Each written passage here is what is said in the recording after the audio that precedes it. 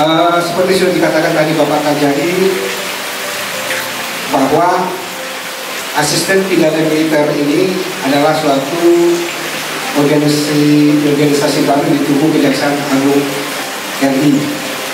Dia terbentuk tadi dengan adanya undang-undang kejaksaan yang baru, kemudian ada peraturan pelaksanaan Perpres nomor 15 tahun 2021. Jadi masih baru Pak. 2021 terbentuk organisasi pidana militer. Di tingkat kejaksaan agung, seperti kita ketahui di bawah jaksa agung itu kan ada jam-jamnya Pak. Ada jaksa agung muda, bidang apa, jaksa agung bidang apa. Nah ini sejak tahun 2021 terbentuk lagi organisasi baru, jaksa agung muda bidang pidana militer. Kenapa pidana militer?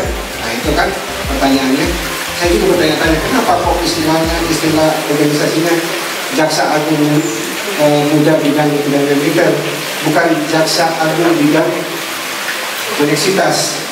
Karena kalau jaksa agung muda bidang pidana umum jelas Pak ya, yang ada yang diatur di KUHP.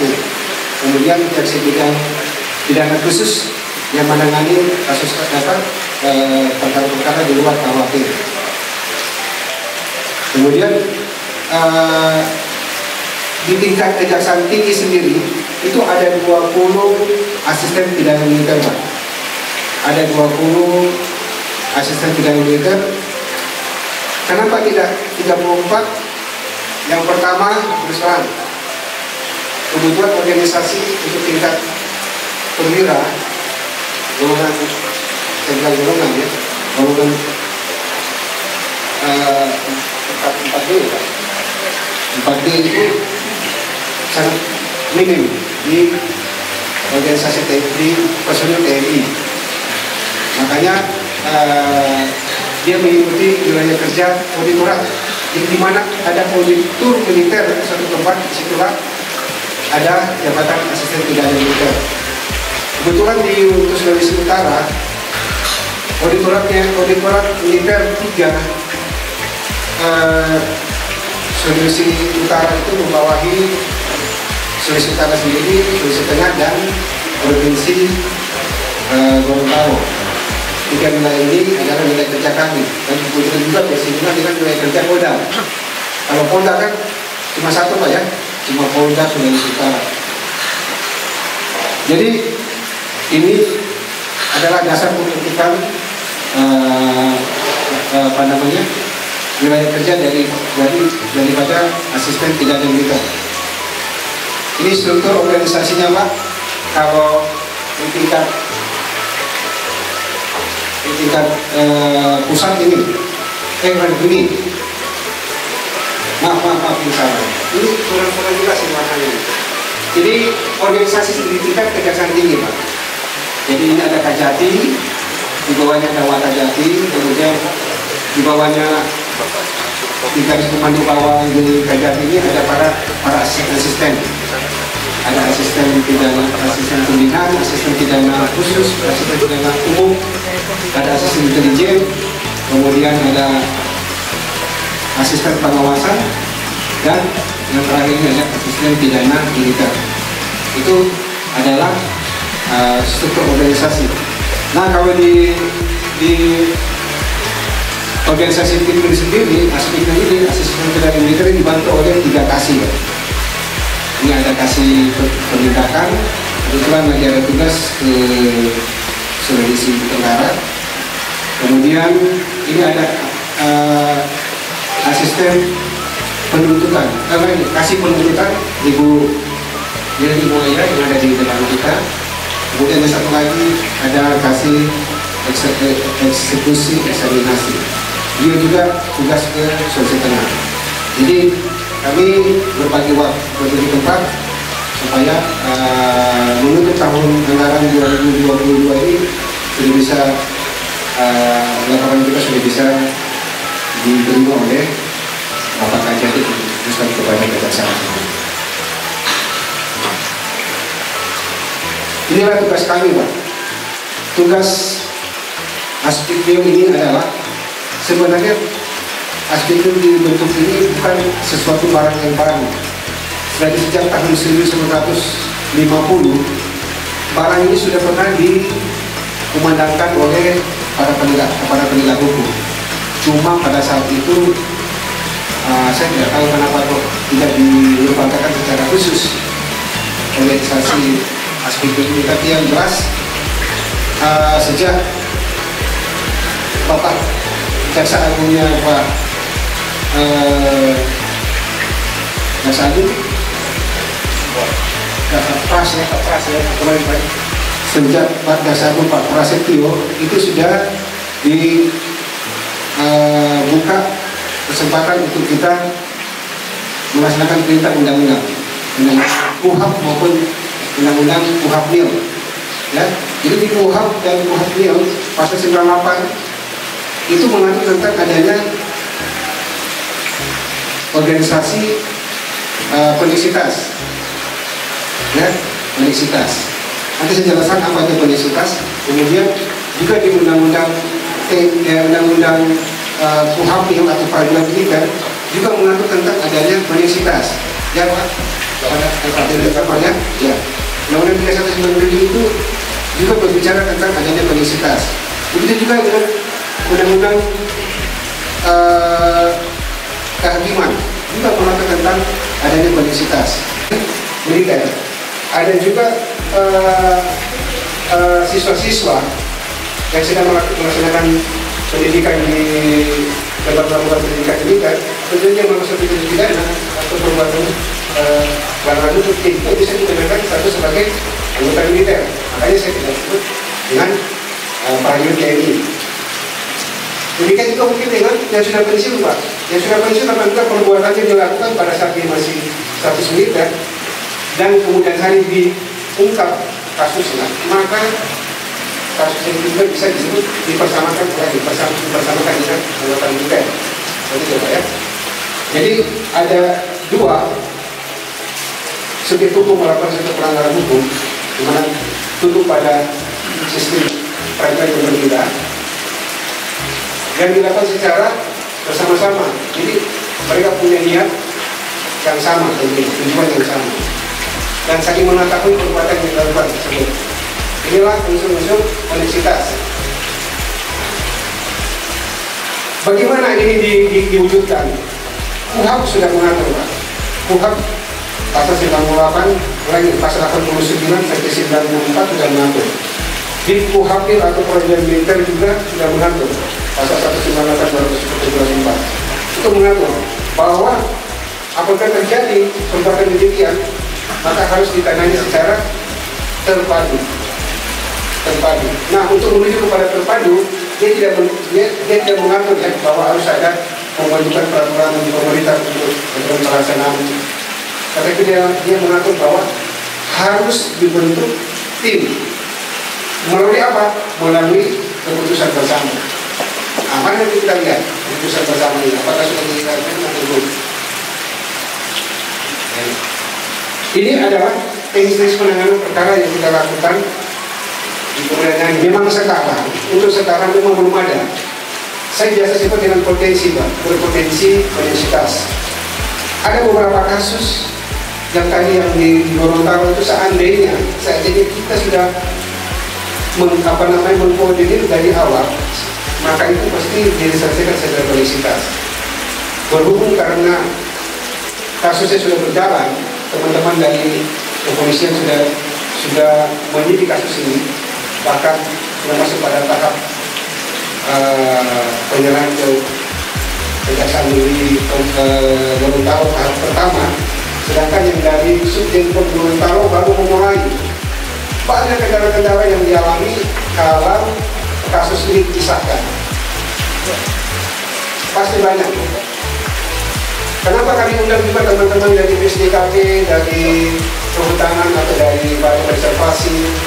Karena dia untuk mengungkap peristiwa-peristiwa yang terjadi di laut, atau hubungan dengan pembalakan liar, penanganan penambangan liar yang tidak berizin, itu juga pasti mengarahnya pasti ke pelanggaran aturan yang bisa juga ada di dalamnya oknum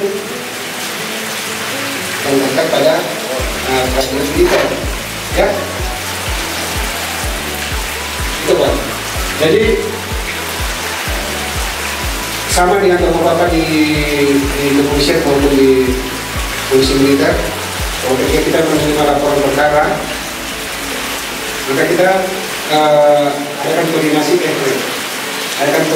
dengan penyidik POM TNI, penyidik Polri dan penyidik TPNS di sini. Kemudian kalau itu juga ini masalah korupsi Pak yang diidentifikasi inspektorat dan lain. Kemudian kita menekan gelar perkara. Dari gelar perkara inilah kita bisa menentukan apakah perbuatan itu masuk unsur koneksitas atau dipisahkan antara masing-masing penyidik. Kemudian kalau memang itu masuk di koneksitas, maka kita akan meregister perkara. Kita konsultasi dengan bagian pidana umum yang ada di Kejaksaan Tinggi. Kemudian kita juga melaksanakan penelitian. Nah, kenapa penelitian ini perlu dilakukan? Jadi bayangkan ya, untuk memisahkan antara perbuatan koneksitas dengan bukan koneksitas itu sudah melalui suatu penelitian. Nah kalau perkara ini sudah ditentukan sampai koneksitas, kembali lagi jadi permasalahan Pak. Apa masalahnya? Adalah peradilan yang mana yang berwenang untuk memeriksa. Terus penuntut jaksa mana yang berhak melakukan penuntut. Kemudian setelah itu kita mengeluarkan surat perintah penyidikan. Sekarang muncul lagi, kalau koneksitas mengeluarkan surat perintah, lembaga mana yang berhak mengeluarkan surat perintah? Semua mengatakan bahwa dalam penanganan secara terpadu oleh tim penyidik yang sudah ditentukan, itu koordinatornya adalah kejaksaan. Kenapa?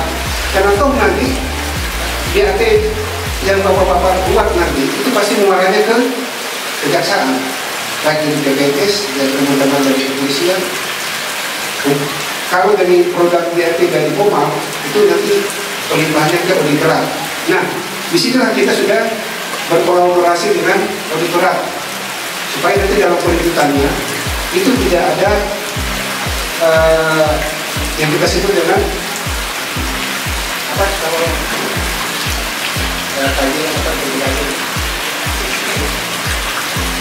untuk mencegah adanya disparitas, baik disparitas dalam penuntutan maupun disparitas dalam putusan pengadilan.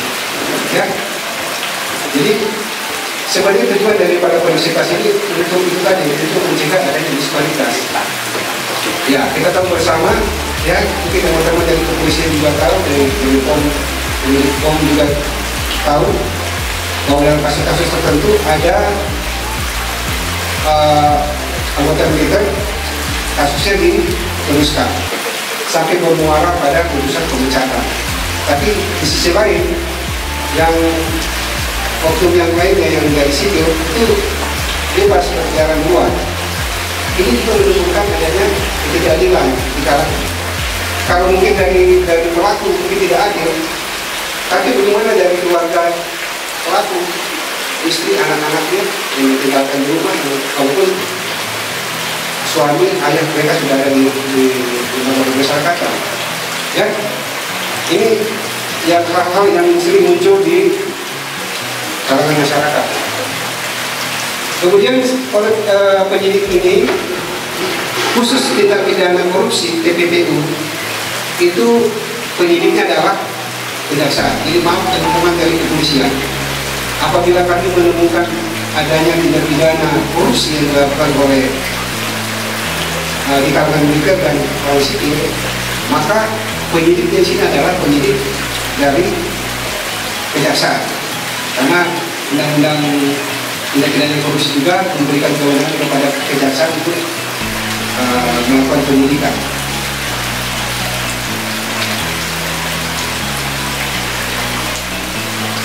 Kembali lagi kita melakukan gelar perkara, kemudian meneliti berkas perkaranya, kemudian disinilah letak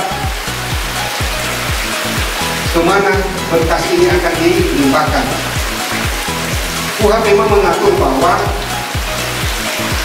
untuk menentukan peradilan mana yang berwenang untuk melakukan pemeriksaan dan memutus perkara itu ditentukan pada tingkat kerugian. Kalau kerugiannya lebih besar ke TNI, maka TNI akan meminta kepada kejaksaan untuk disidangkan di peradilan militer. Seperti kalau bapak-bapak ikuti media sosial yang sekarang lagi booming ya, perkara TWP. Maaf teman-teman dari Kodim, ada kan kasus TWP? Apa itu TWP? Bukan wajib prajurit. Jadi bayangkan bapak-bapak sekalian, teman-teman kita yang ada di depan kita ini, itu sejak beliau terima gaji itu gajinya dipotong berapa? 150.000 per bulan, dengan harapan ketika mereka nanti menjelang pensiun itu mereka sudah bisa meninggalkan asrama untuk menikmati rumah sendiri. Kan begitu Pak ya? Tetapi apa yang terjadi dalam perjalanan, uang yang mereka kumpulkan itu disalahgunakan oleh pengurus. Pengurus ini di dalamnya ada juga pejabat TNI. Semuanya dipertanggungjawabkan di kantor hukum. Nah, seperti begini. Jadi ini Panglima ini pasti meminta kepada Jaksa Agung supaya perkaranya dilimpahkan ke peradilan militer. Ini yang dimaksud dengan titik berat kerugian. Kalau berimbang, misalnya dia berimbang, kerugian ada di pihak sipil dan kerugian di militer, maka yang dilakukan adalah Menteri Panglima TNI akan meminta arahan kepada Bapak Jaksa Agung supaya kasus ini digelar di peradilan militer. Tapi kalau Pak Jaksa Agung mengatakan tetap pada peradilan umum, maka keputusan yang terakhir adalah kedua lembaga ini meminta keputusan fatwa hukum kepada Ketua Mahkamah Agung. Memang sepintas terlihat terlalu bertele-tele ya, tetapi yakin segala sesuatu yang baru itu memang mengalami seperti itu. Tapi kalau kita sudah ada hukum, ada kebiasaan yang sudah berlangsung secara biasa, maka ini tidak lagi menjadi suatu dilema bagi kita. Sekali lagi aturannya seperti ini Pak.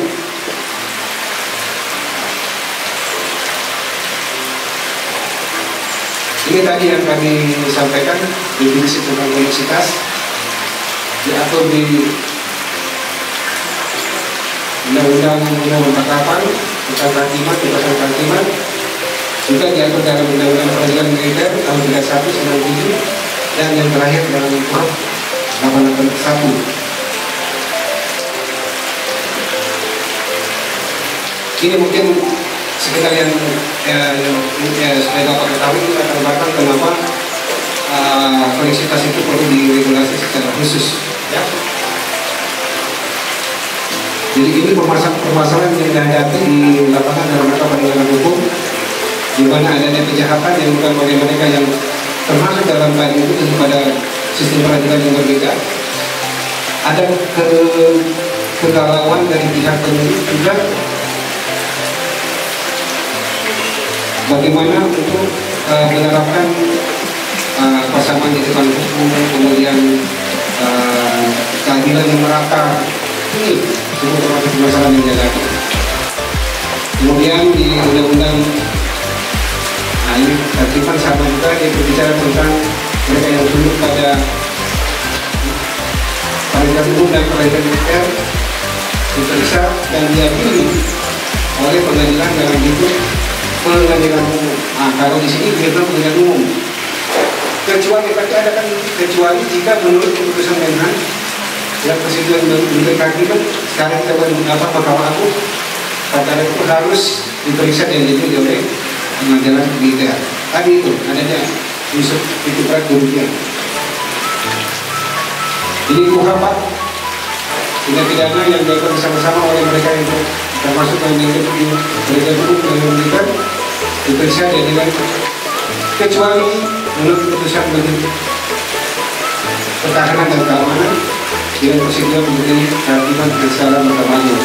Kalau ini karena 81 itu kita masih Polri dan TNI masih bergabung, makanya masih tidak organisasi kementerian kita masih Menteri Pertahanan dan Keamanan. Kalau sekarang sudah bisa, jadi kalau TNI pasti Panglima TNI yang tertinggi ya. Ini peradilan umum. Undang-undang ini kan yang mengatur apa namanya tentang perkara koneksitas. Oke. Jadi koneksitas itu dibentuk untuk itu tadi Pak, untuk menjawab adanya jasen dan dasore dalam penanganan perkara hukum di lapangan. Ini sama tadi ya, undang-undang tindak pidana korupsi juga mengatur tentang tadi koneksitas. Nah inilah Perpres Peraturan Presiden yang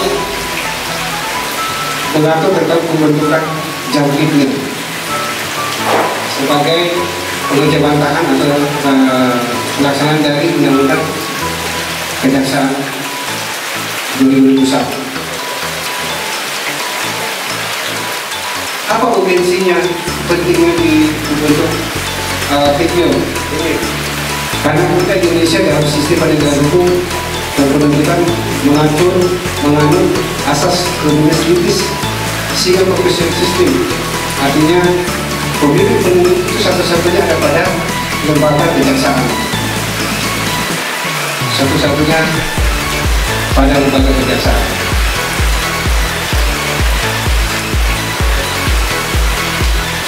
Jadi secara universal ini bukan cuma berlaku di Indonesia, tapi berlaku juga di negara-negara lain, bahwa single prosecution system ini memang ada pada lembaga kejaksaan.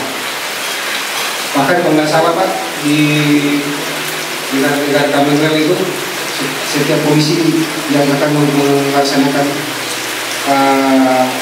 penangkapan, penahanan itu harus melalui izin dari jaksa daerah. Ya.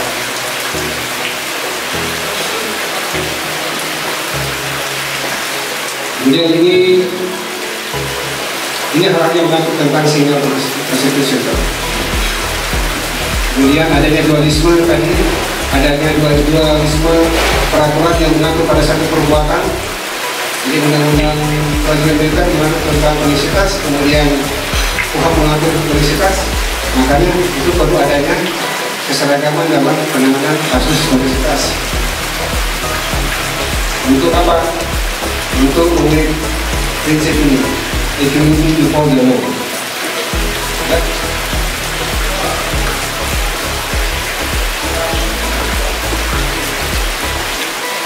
Ini juga di tingkat pengadilan juga terjadi dualisme. Kalau tidak diatur maka terpisah. Nah kalau terpisah itu tadi bisa saja nanti pengadilan umum memutus yang sipil misalnya 2 bulan, sedangkan di dalam peradilan militer memutus pelakunya itu bisa saja sampai pemecatan.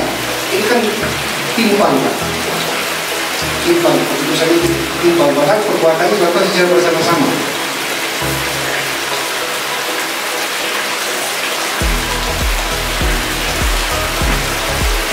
Ini yang kami temukan pada saat kami coba mendiskusikan, kami mengkoordinasikan tentang bagaimana penanganan berpotensi koneksitas tetapi tidak dilakukan koneksitas seperti ini Pak.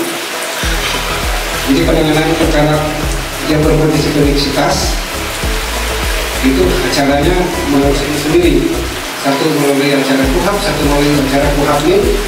Kemudian persoalan bandung-bandung yang persoalan barang buktinya.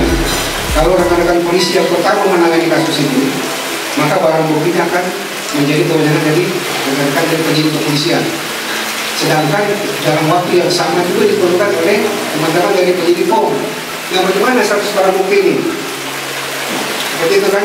Ada yang mengatakan bahwa kok bisa aja Pak di foto aja Pak, enggak, itu masuk pengadilan, kemudian tidak mau menerima barang bukti yang berupa foto, dokumen. Ya, seperti ini. Dan berpotensi terjadinya diskriminasi, melanggar keadilan.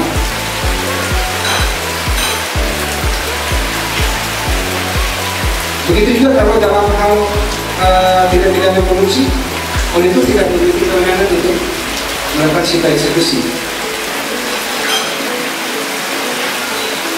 Ya, yaitu penyitaan harta benda terpidana untuk dilelang atau untuk pembayaran uang pengganti.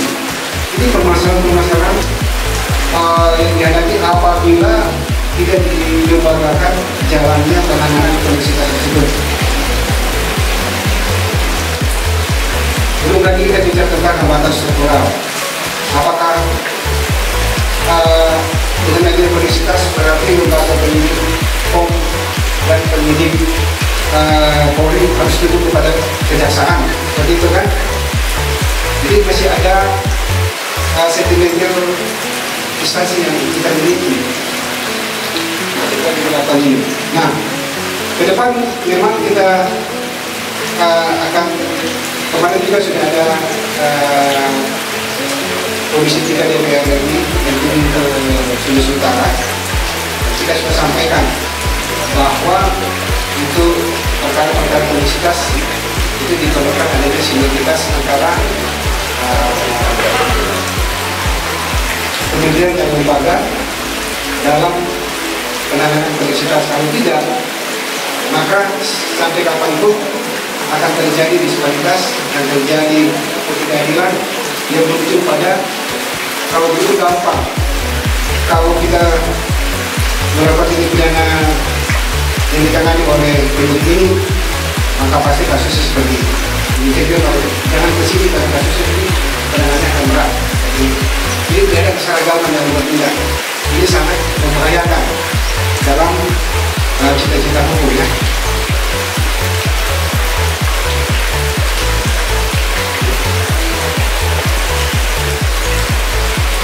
Dalam majelis hakim untuk menjatuhkan pidana tambahan pemecatan, apakah iya? Pertanyaan ini, apakah bisa pengadilan koneksitas memecat anggota TNI yang terbukti melakukan satu kejahatan? Seperti begini, ini permasalahan yang jangan timbul. Kemudian belum ada institusi permanen untuk mengkoordinir penanganan koneksitas. Belum ada kesepahaman di penuntut umum, jaksa dan auditor, baik di pengadilan umum maupun di pengadilan militer. Inilah permasalahan yang timbul dalam penanganan koneksitas. Oleh sebab itu, dari awal kami sudah masuk ke tingkat paling bawah. Kami masuk pada local point untuk kita menyamakan persepsi. Kita di lapangan ini seperti anak buah hanya melaksanakan perintah. Walaupun saya ngecap di sini, tapi kalau atasan bapak-bapak bilang tidak mau, itu haknya mereka. Tapi kami juga punya hak untuk mengevaluasi kegiatan sejauh mana penanganan koneksitas ini dilakukan di tingkat paling bawah. Seperti itu, ya. Jadi maaf kalau saya tidak menyinggung tadi teman-teman dari PPNS, ini juga bisa terjadi di yang dihadapi oleh teman-teman dari PPNS. Cuma mereka hilang mau melaporkan, Pak Elder. Ya, teman-teman dari PPNS tahu ada keterlibatan anggota-anggota kita, cuma mereka bilang, ya Pak, ya. Nah, oleh sebab itu, dengan adanya Kitul ini Pak, sebagai sarana lembaga koordinasi, itu bisa nanti dikomunikasikan Pak. Saya bukan berdoa atau berharap supaya ada keterlibatan TNI, tidak. Tapi setidaknya rekan-rekan dari PPNS juga punya informasi penangkapan baru tentang koneksitas ini. Ya. Kalau ditanya apakah ada penanganan kasus koneksitas yang dilakukan oleh PTS, saya jawab ada. Kalau nggak salah di Nusa Tenggara Barat kan pernah ada kejadian, ada anggota kita waktu pulang dari daerah penugasan membawa burung-burung apa itu yang dilindungi ya, burung yang dilindungi dari Papua. Kemudian waktu mereka sandar di Tenggara Barat, saya lupa di mana itu teman-teman dari karantina hewan melaporkan kepada atasannya. Karena tidak bisa ditangani, disebutkan mereka akan menunjukkan ke Surabaya, maka Denpom setempat melaporkan kepada Pemda Surabaya supaya menindak anggota-anggota kita ini yang harus pulang penugasan di Tanah Papua untuk menyita dan menangani burung-burung langka, burung-burung yang dilindungi seperti itu. Ada Pak? Ada di tanah ini. Hambatan kultur tadi saya bilang tadi kebiasaan kita melakukan secara sepihak. Ya. Akan ada yang sebentar ada di Mingsel itu, antaranya mengaku hasil curian, tapi tidak ditindaklanjuti. Nah, kami sudah bersama Denpom akan diperiksa, dipanggil untuk tergugat.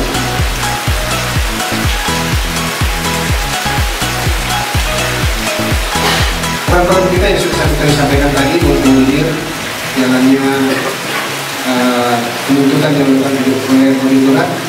Jadi Pak, khususnya teman-teman dari TNI, setiap kasus yang ditangani oleh auditorat itu juga pada saat auditor akan melakukan penuntutan, dia akan koordinasi sama Aspidmin. Kira-kira penuntutan ini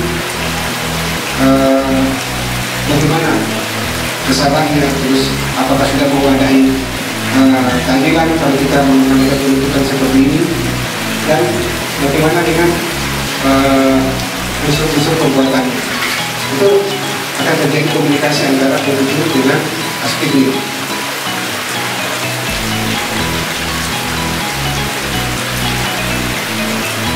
Ini sudah ada keputusan bersama antara Menhan, Menteri Pertahanan, Jaksa Agung, dan Panglima TNI. Pertanyaannya, kenapa polisi Kapolri ada di sini? Jadi Pak, ini keputusan yang dilakukan sebenarnya untuk mengantisipasi adanya tadi penanganan korupsi yang dilakukan dalam kasus perkara TLT Pak. Tunjangan wajib perumahan, tunjangan wajib perumahan, tabungan wajib perumahan, tabungan wajib prajurit. Wajib prajurit itu tentang perumahan, tabungan wajib prajurit. Kalau kami sudah Pak, di angkatan laut sudah selesai. Nah, waktu itu perkaranya diungkap oleh Puspom TNI. Mereka minta supaya kedua pelaku dari situ juga dilakukan pemeriksaan. Nah, setelah dipelajari UHAP-nya itu mengatakan bahwa harus ada surat keputusan bersama yang tadi yang disebutkan kami tampilkan tadi, untuk mewadahi adanya koneksitas, maka harus ada keputusan bersama antara yang mewakili militer dan mewakili Jaksa Agung. Jaksa Agung sudah terbentuk, makanya dari Polri pun dilibatkan karena itu tadi. Kalau ini terlambat, maka kasus penyidikan kasus TLT itu bisa dikatakan bertentangan dengan acara UHAP, acara pemeriksaan. Penuntutan dalam perkara koneksitas berkoordinasi, mengawasi dan mengendalikan jalannya penanganan perkara. Ini mekanisme penuntutan, ya. Apabila kita sudah sepaham dalam penyidikan bersama, maka pada langkah penuntutan nanti dari pihak auditor maupun dari pihak kejaksaan akan melaksanakan koordinasi untuk bersama-sama menentukan bagaimana penanganan penuntutannya.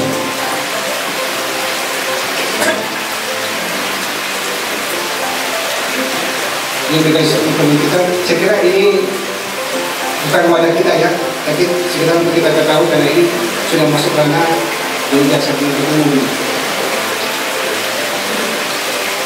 Nah, ini masuk pada sidang perkara di pengadilan, di mana sesuatu majelis hakim dalam persidangan seperti ini.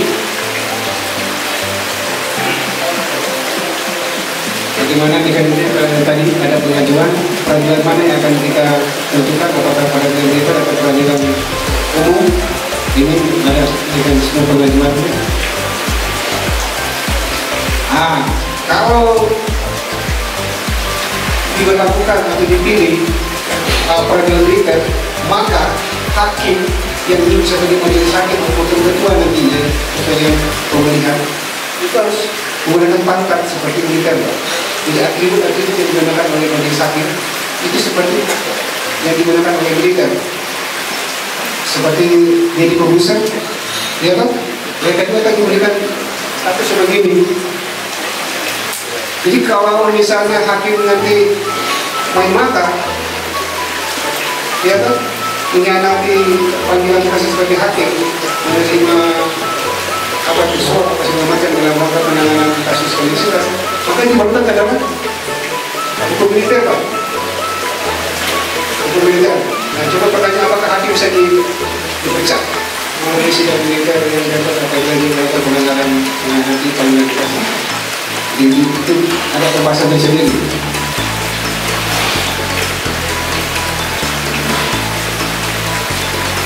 Sementara memang pengajuan itu lagi panjang lah. Kita lagi kemarin kita akan tulis, kita mengajukan supaya adanya penyederhanaan dalam mekanisme pengajuan langkah ketiga. Saya kira ini dulu penyampaian kami pada ini kesimpulan. Jadi kami sangat berharap bahwa setelah kita menerima penjelasan, menerima informasi dari kami mengenai penanganan koneksitas, bapak-bapak di lapangan itu sudah punya satu, paling tidak sudah punya satu kemauan untuk bertindak apa yang harus kami lakukan ketika ada kasus-kasus yang kami tangani berpotensi koneksitas. Jadi sekali lagi, kita untuk sementara dalam koneksitas ini kita menghilangkan kepentingan sektoral kita, kepentingan instansi kita, itu suatu kepentingan yang besar. Karena pimpinan kita di atas juga sudah ada kesepahaman, kelihatan dari teman-teman dari Polri yang belum memang nanti Panglima yang baru akan Polri baru lagi sudah keputusan bersama ini dengan melibatkan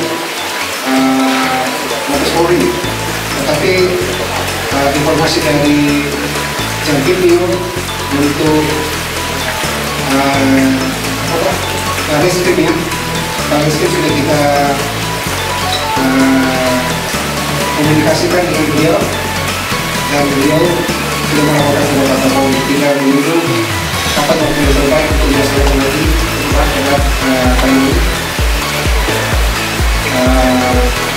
keputusan bersama. Ini sangat penting Pak, karena itu menyangkut demikian harus ada keputusan bersama antara lembaga-lembaga yang berkaitan dalam penanganan koneksitas.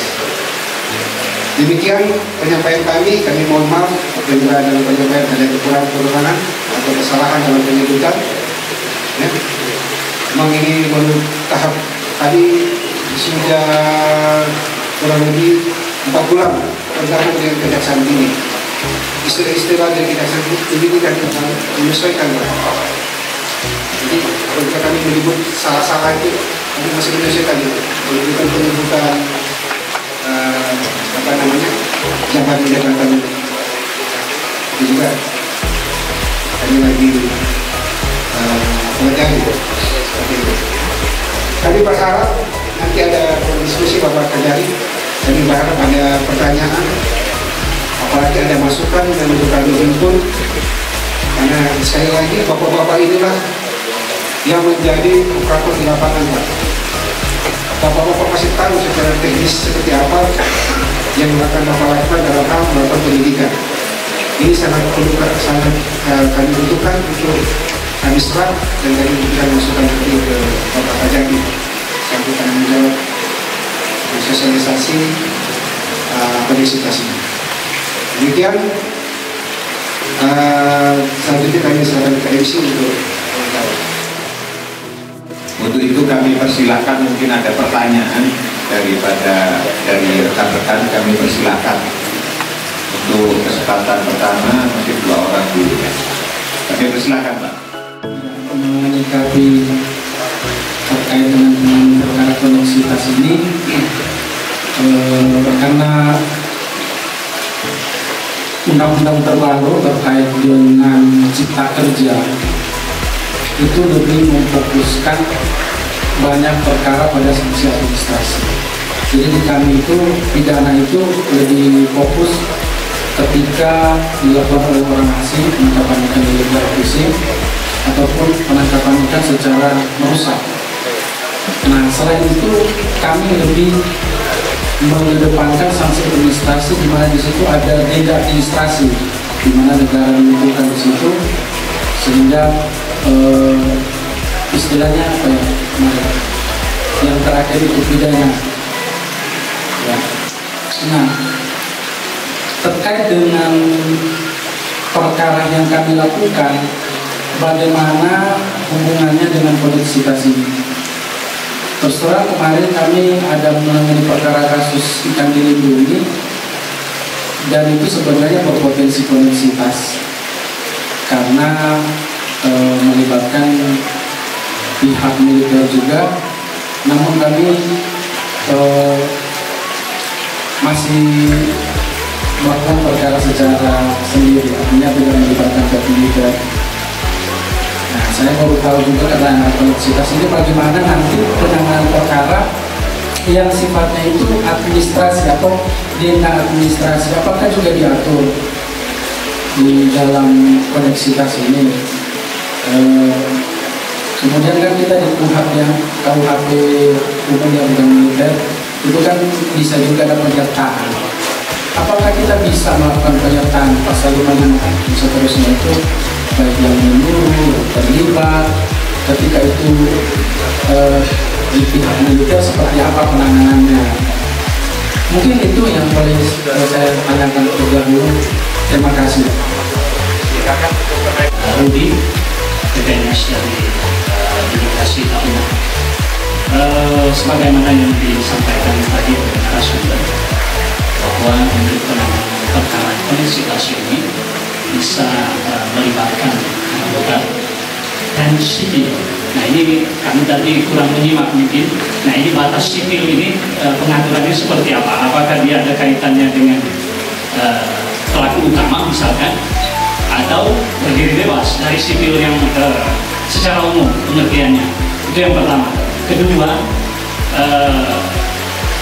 di kami imigrasi ada salah satu mungkin contoh pasal yang bakal kemungkinan berpotensi bisa masuk dalam perkara koneksitas. Sebut saja pasal 124. Itu setiap warga negara yang memberikan perlindungan, pemondokan ataupun pemberian nafkah ke warga negara asing yang diduga tidak mempunyai dokumen izin tinggal. Nah, bagaimana untuk penanganan ketika yang bersangkutan ini adalah bagian dari subjek dari anggota TNI ataupun lainnya yang memang bisa terikat dengan perkara koneksitas ini. Nah, ini menjaga aja kemungkinan ke depan apabila memang di salah satu pasal yang saya sebutkan tadi ini berpotensi untuk ditangani secara koneksitas. Bagaimana mekanisme untuk penanganan seperti itu? Demikian mungkin dari kami. Terima kasih. Kita berkumpul ini tidak membahas kasus. Kami bukan punya kewenangan untuk membahas kasus, Pak ya. Kami hanya menginformasikan, mensosialisasikan bahwa terhadap perkara-perkara yang berpotensi koneksitas itu sudah ada lembaganya. Ada itu bisa jelaskan. Sekali lagi, kita tidak membahas tentang kasus.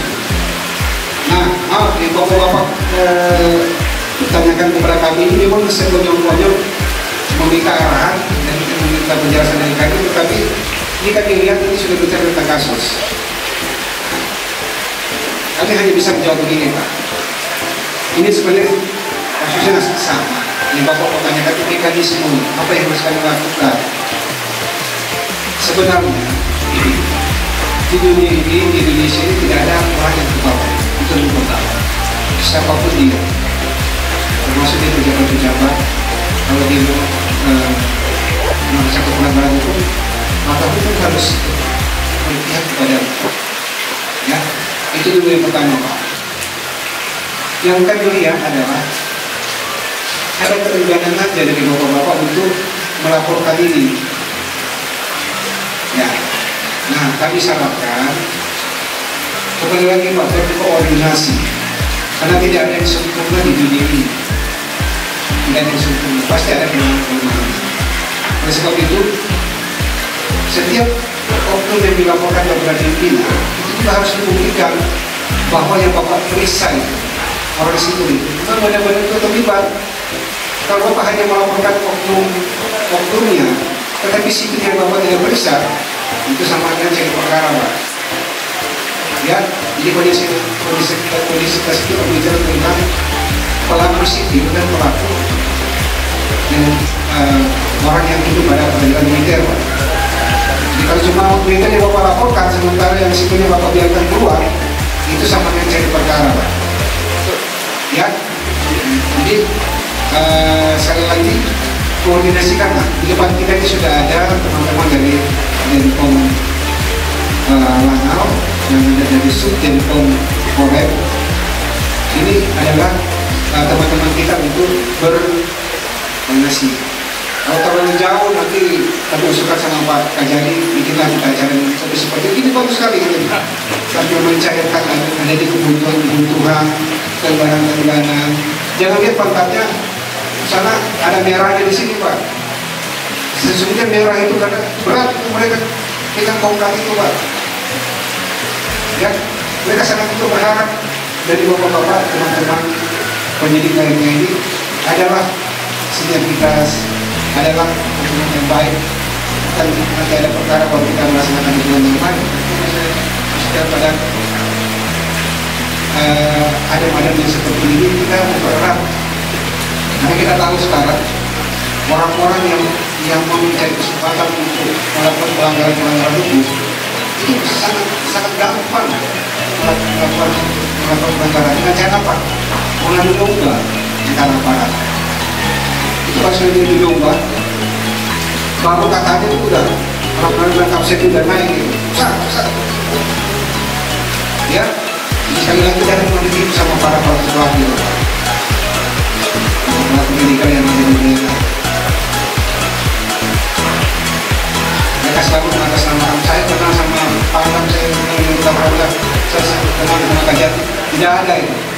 Tidak mungkin pimpinan kita yang agung itu yang ada di Manado itu mengumpulkan orang-orang yang ada di daerah di wilayah kami. Saya yakin tidak mungkin. Jadi sekali lagi, persoalan daerah merupakan persoalan pusat. Kalau daerah tidak mampu untuk menjalin komunikasi di daerah, maka pusat itu cuma berprestasi, yang juga gagal. Tapi kalau kita di daerah ini bisa duduk, bisa saling apa istilahnya itu mencairkan permasalahan yang ada, itu pasti pusat tinggal ngomong kepala. Padahal dia belum tahu apa yang bapak itu lakukan. Kalau sini kompak, pasti kita buka senyum dan kepala. Ya, jadi tidak ada persoalan yang tidak bisa diatasi. Dan jangan kita selalu maaf, di saya ketemu dulu ya. Kebetulan saya senior. Apakah ada juga yang masalah tiga di sini. Mohon maaf, saya bukan dulu. Jadi janganlah kita berpikir untuk saat ini. Kita di sini juga akan pensiun, kita akan pindah mutasi, kita akan mewariskan kepada pengganti kita. Kalau kita terlalu ego sektoral dengan kita punya jabatan dan kita punya tugas, maka kita akan meninggalkan hal yang tidak baik terhadap pengganti kita nanti. Itu bukan tidak bisa berlangsung demokrasi yang baik tidak berlangsung kalau seperti itu. Hanya untuk kepentingan sendiri. Sesaat yang penting saya menjabat ini nanti tergantung ada yang pengganti saya. Itu tertutup kalau saya. Dia akan dibukakan pintu apa namanya berkat, pintu rezekinya, ya. Dan baik, saya inginkan kita di lapangan ini kalau ada masalah kecil itu komunikasikan. Kecuali kalau sudah bebal, pejabatnya bebal, apalagi pejabat itu kalau di dalamnya, nah itu kalau Bapak merasakan merusak sendiri Bapak di lapangan, laporkan aja. Ini dikomunikasikan dengan baik, mereka tidak mau terima, Bapak itu terlibat di dalam, laporkan aja Pak. Nanti pertama itu tadi, laksanakan dulu lah koordinasi yang baik antara satu sama lain, ya.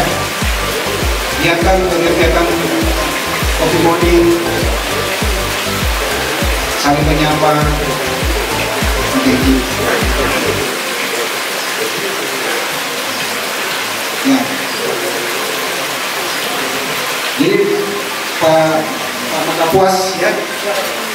Bapak kan tadi bertanya adalah pemindahan barang-barang ilegal, kan? Nah, saya mau bertanya dulu sama teman dari Bea Cukai. Apa yang maksud dengan barang-barang ilegal, Pak? Kalau itu lokusnya di mana, Pak? Tempat kejadian di pelabuhan, kan? Ya. Di pelabuhan mana, Pak? Di pelabuhan Tahuna, kan? Ya.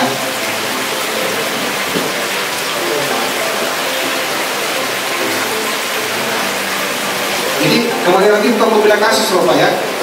Kita saling berbagi. Jadi coba saya di sini bukan seperti yang Bapak sampaikan bahwa kita bukan membicarakan soal kasus. Mungkin kami di sini lebih mengutamakan bahwa bagaimana jika hal ini terjadi bagi kami.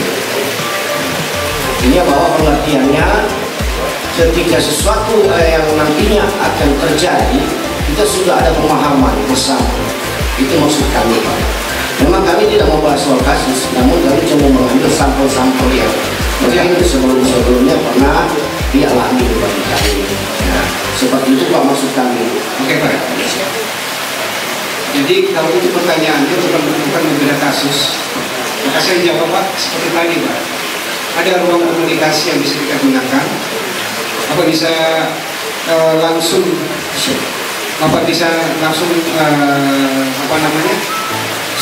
kepada penyidik dari instansi tersebut Pak. Itu Pak yang dijelaskan oleh Bapak tadi kami sudah paham. Ya. Seperti itu Pak. Oke. Kami sudah siap Pak. Kami sudah pahami dan mengerti Pak. Terima kasih Pak. Ya. Jadi langsung berkomunikasi aja dengan penyidiknya Pak. Ya. Ya Pak. Ya. Oke ya. Terima kasih atas penjelasannya. Kira-kira gambarannya seperti itu, Bapak sekalian dari rekan-rekan penyidik. Saya kira itu aja Pak. Saya kira cukup itu, kami kembalikan ke MC.